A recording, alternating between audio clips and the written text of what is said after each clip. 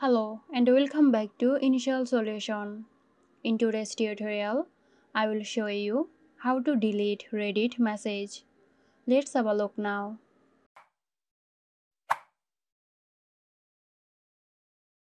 Go to the Reddit website and logging into your Reddit account. In the top right corner of the Reddit homepage, click on it to access your messages.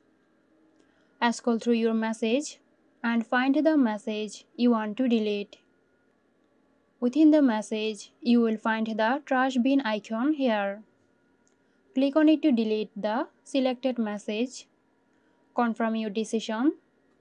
Okay, the message is now removed from your inbox.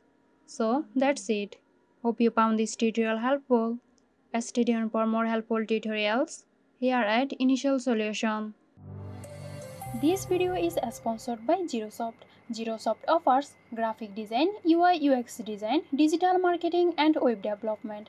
Elevate your brand with Zerosoft today. For more details, check the description box.